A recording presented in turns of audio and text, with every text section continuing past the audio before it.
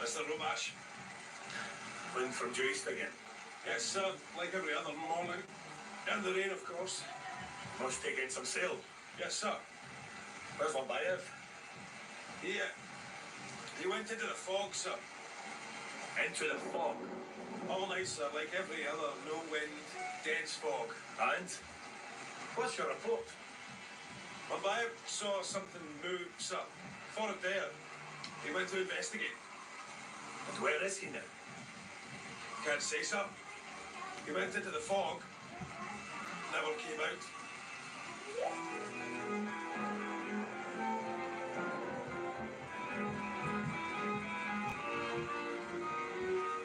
The Voyage of the Demeter by Robert Forrest, with Finlay Welsh, Gary Lewis, Stephen McNichol, Grant O'Rourke, and Alexander Morton. The Voyage of the Demeter. The Lord is over the mighty waters. The voice of the Lord is, yes, power. His voice is power. His voice is majesty. The voice of the Lord echoes over the waters. The God of glory thunders. In his temple all cry glory. No, not blood. Not glory and blood. In his temple all cry glory. No, wrong. No blood.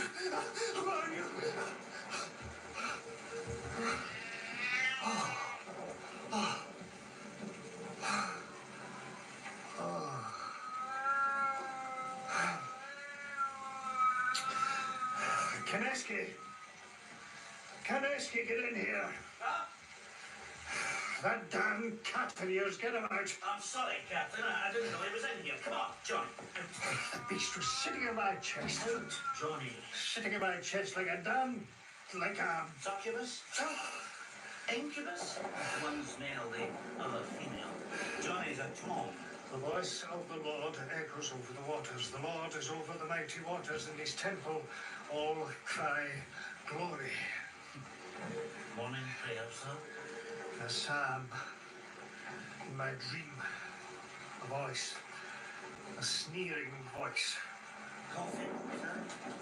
Yes, strong. We're in rough weather again. Yes, sir. We went from fog and calm to this in a matter of minutes, just as the sun came up.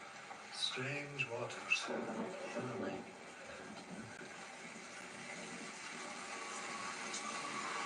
When did this happen? An hour ago, maybe. An hour? Why didn't you raise the alarm? I couldn't seem to find my voice.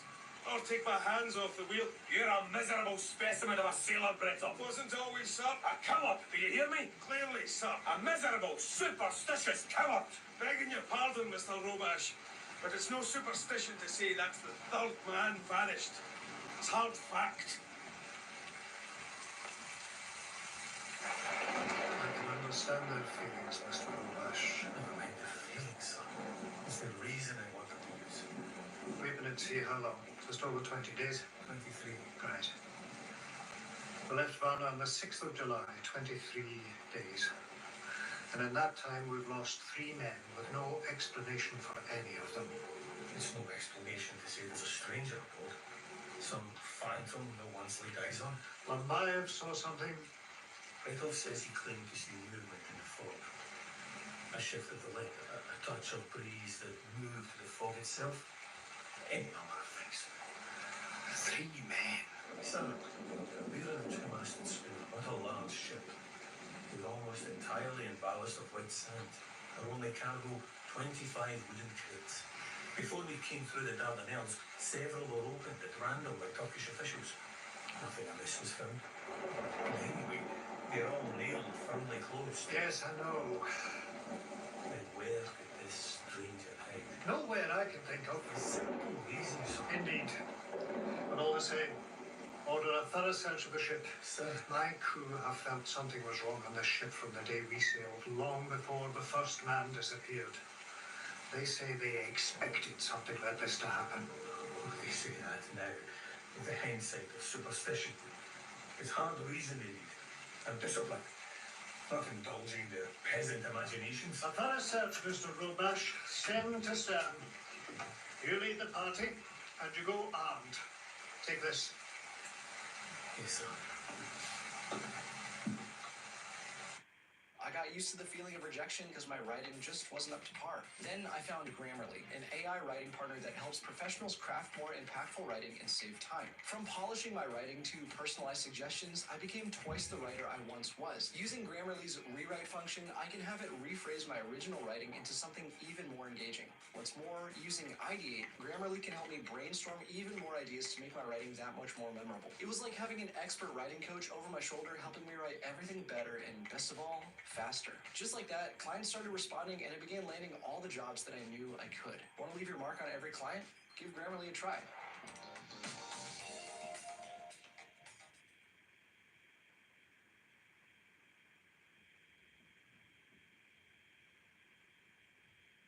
So you think you know Wix? Do you really? First up, we've got shape video masks. You can use different shapes to create completely different vibes and aesthetics. Or you can create your own graphic. I use the shape composition here. Just import any SVG file and set it as a shape mask. Nice. Next up, we'll keep it moving with the hoverbox. You can use it to animate any element and create these really eye-catching interactions. And what I love is that the level of control you get here is crazy precise. You can set your animation ease, scale size, and position to create this really dope effect. Third, we've got the mega menu. This not only lets you organize your site menu into different subcategories, but it also looks amazing when you add in different elements like text, buttons, images, and pretty much anything you can think of. And last but not least, we've got My Designs. This feature lets you save any section or component that you've already created, and you can use it as a starting point on any other pages or sites you're working on. This one's personally saved me a ton of time. So you got all these features. Now see what you can do with them. Get on over to Wix and create something dope.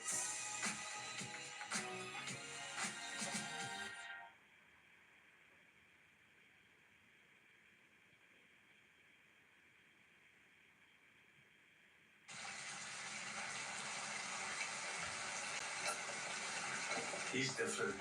Surely. He's Romanian. The rest of us are Russian. It's more than that. I know lots of Romanians. No one like him. Never know any man like him. First mate Voyage is a fine sailor. He knows the sea and he knows ships. No more than Captain Rapelski. But he knows men as well. I sometimes wonder if Voyage is a man. I'm Jewish, Kniska. I know you are, Britov. Out of the way, Johnny. We've a legend in our old books. The Golem. And what's that? An imitation man. Made of clay or whatever. And then brought to life to be a servant to a powerful man. An automaton kind of thing. Or is it a simulator? And sometimes I think our first mate is something like that. With his reason and his logic, his science. All good things. Not without feelings or not. Not without something human behind him. Surely. What are you making? No. Mutton broth and biscuits. Oh, again. I wish I guessed would make your mutton disappear. Do you never cease from complaining, Bretton? I like complaining. Always have. I've always been a good specimen of a sailor. And no coward. Trouble with the nerves maybe, but not a coward. He called you that? I've been on this ship for a year. Mutton every day. You've had chicken as well, and it's only been 3 weeks. And a man gone for every week. We'll have no crew left by the time we reach... Where is it? Whitby.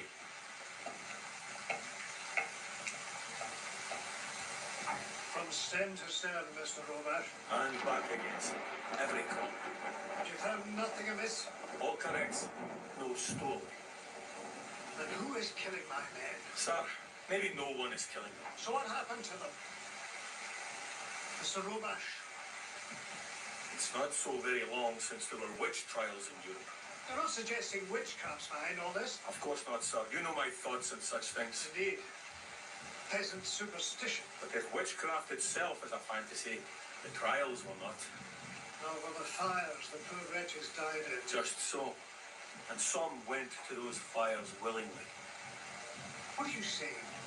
3 of my men put themselves overboard. 3 suicides. Perhaps not suicide as we normally understand it, but during that terror, a kind of madness grew up. Delusion. Women and men were convinced that witchery was real, that their neighbours were witches, that their families were, even themselves. Delusion, sir, can be contagious. Ingenious. But maybe it's simpler than that. Whose razor is it we're supposed to use when faced with a conundrum? Occam's razor, sir. Entities should not be multiplied without necessity. That's it. When you're trying to solve a problem, make as few assumptions as you must. Economy of logic. 3 men have died on this ship in a matter of days. A reasonable assumption that they are dead. And let's also assume someone killed them. But you've searched the ship. Every corner, from stem to stern. No stowaway. No murdering stranger. So logic suggests... That would occur to me. One of the crew. But they seem so united in their... peasant delusion. Double watch again, Mr. Robash. Parkov and Dalsky. Barkov and Dalsky. Yes, sir. They're good men. And I'm of peasant stock myself, sir. So am I. If you have any trouble, I'll be in my cabin.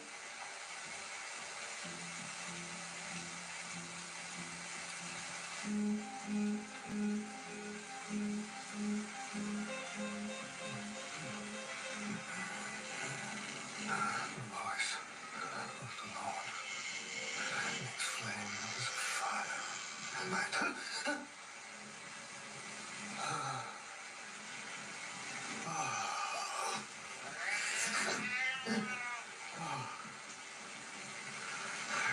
You in here again?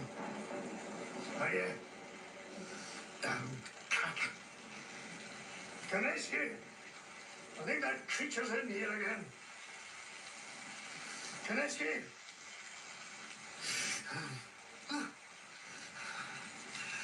Kaneski! Where are you? Bring a light, man. I need light. The voice of the Lord makes flames of fire. The voice of the Lord. Have you forgotten how low your own cabin beams are? Wake up, man.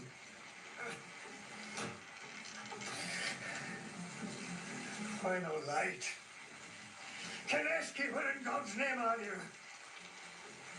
Well, I come to that. Mr. Robash! Bretov! Stand to someone and explain this darkness! Anyone? You're in the port gangway, of course. Are you lost in your own ship? Oh, then the ladder must be... Well done. Up you go. To the stern hatchway. The ladder to the stern hatchway. I cannot be lost in my own ship. Demeter, mother, giver of corn, giver of life. Mother. You pray to a pagan hussy. Mother of Christ the Lord is king above the flood. The Lord will give strength to his people.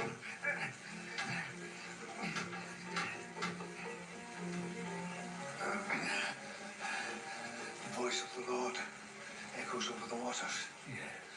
The Lord is over the mighty waters. In his temple all cry, Glory and blood. Dalsky! Parkov! Stand to the watch! Speak out! Darkness and fog. Blindness. By day the wind, by night the fog. Strange waters. Dalsky! Parkov! Is there no one there? No one! I am with you always. Glory and blood. Captain Rapelski. Captain. Robash. Are you all right, sir? They're gone. Dalsky and Parkov are gone. What are you staring for, man? I tell you they're gone. That leaves only 4 of us. I think you should go below, sir. Have Kaneski see to you. See to me. You have a wound on your forehead. Huh? I'm stuck into the beam in the cabin. In your own cabin, sir? Yes, damn it, in my own cabin. Got lost on my own ship. It's coming on to blow, sir, and the rain is thickening. You're wearing only your nightshirt. Will you go below now?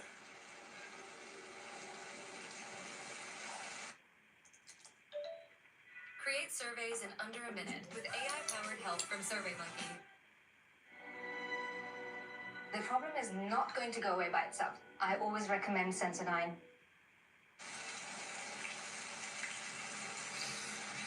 You're going to have quite a bruise there, sir. But the cut is shallow. What need of a ship's surgeon when we have Kineski here? Surely. I have the touch. We're moving at a good rate of knots. Who's at the wheel, Bretov? Mr. Rubash. Of course. There is no one else, is there? Drink more of that coffee, sir. Hot and strong. Put some rum in it. I know what time of day it is, Kineski, but put a sizable shot of rum in here. So, what now? 4 of us. Well, if I might suggest, sir, first thing is we break out the weapons. Break out the weapons. And this isn't a warship. But we have what? 1 pistol and a couple of knives? And Mr. Rubash, I think, still has the pistol. Tonight, he and I will stand watch.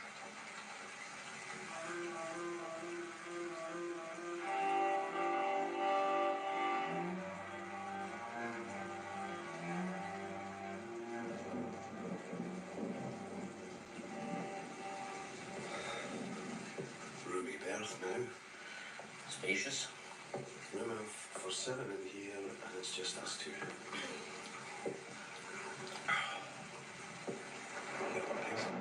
Aye. You're fond of that cat? Surely. And he of me? Johnny. What kind of name is that? Irish. He's named for a man I knew. You named your cat after an Irishman. Special cat, special man. How special? The man, I mean. Well, he was clever. He taught me a lot. More than clever, wise. A wise, seagoing Irishman. Well, I suppose there are such creatures. He was more a farmer than a sailor. Lived in a place near Cork with his brother and his sister-in-law. Beautiful place. Ireland is a beautiful place. I've never been. Oh, Johnny took me there a couple of summers. Cats. He had a dozen of them. A score. And this Johnny here is the son of one of them. So, how did you meet this wise Irish farmer? Well, every now and then, for the money and the travel, he'd go to sea. He was on a Russian ship I joined in Riga. I wasn't much more than a boy. He was 20 years older. He looked out for me. And now? Dead. He died of the lash. The lash? How many strokes? 50. The government shipping. Well, the sentence was 50, but his heart gave out at 43. 50 strokes. For the crime of loving a man. I survived the 50, being young and strong.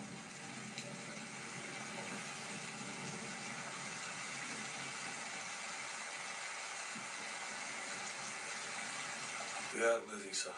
Just barely. Barely discernible. As if the fog were moving with us.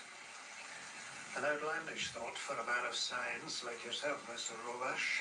I try to be a man of reason, sir. But science, yes. Isaac Newton, the Englishman, the greatest man who ever lived, in my view. Greater than Christ? Was he a man, sir? And God? The Lord who is over the mighty waters, where does he stand in your reasoned, scientific view of things? My father was a godly man. His God was the angry, jealous God. Your Father in heaven, sir, gave his son up to die. My father merely beat his daily, nightly, fiercely. For no reason the son could ever understand.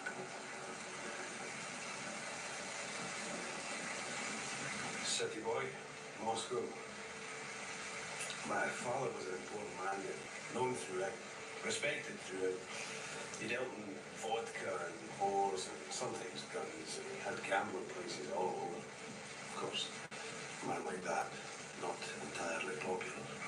Respected maybe, but not lovable. Rivals, enemies, gangs, and there were regular wars.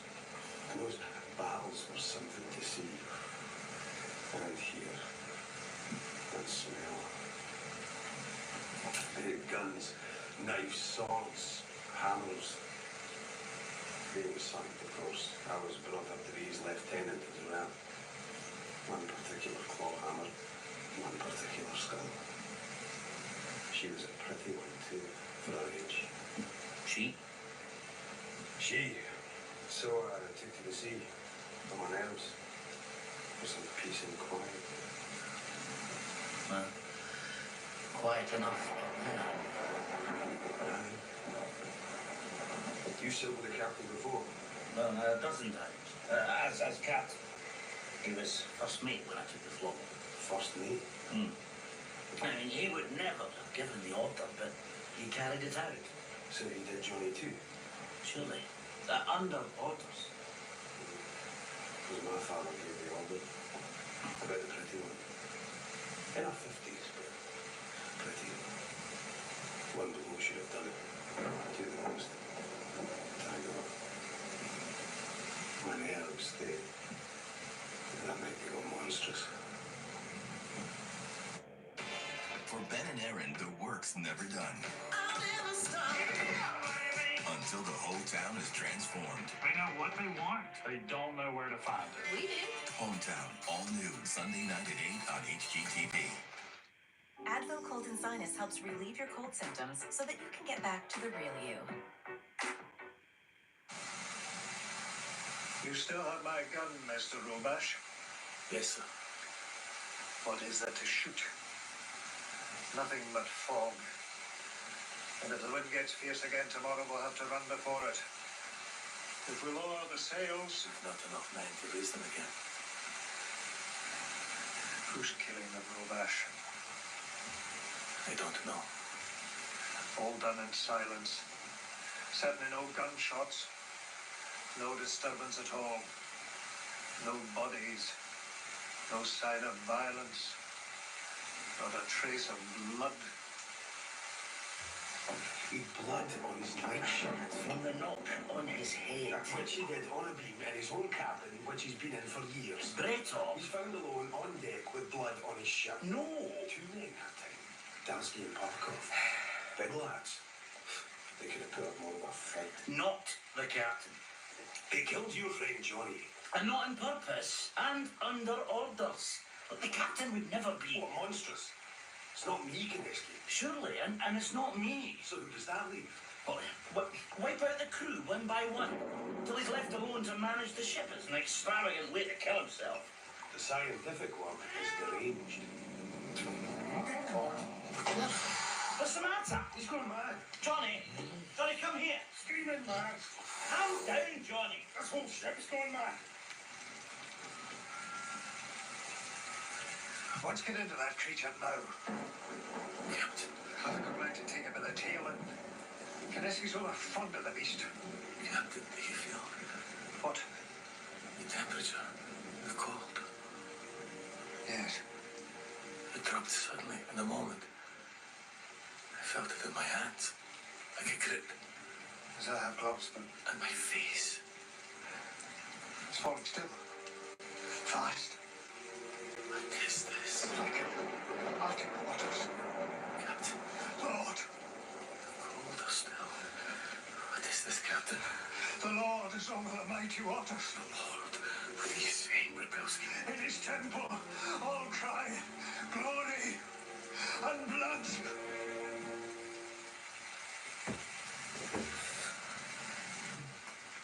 It's easy. Definitely. Passing over. Whatever it was. I can move my fingers again. Look, can't see my breath now. I've never known cold like that south of the Barents. And here we are, approaching England. There is an explanation for this. Surely. And you know what it is, sir? No, but it has to be something. Scientific. Yes.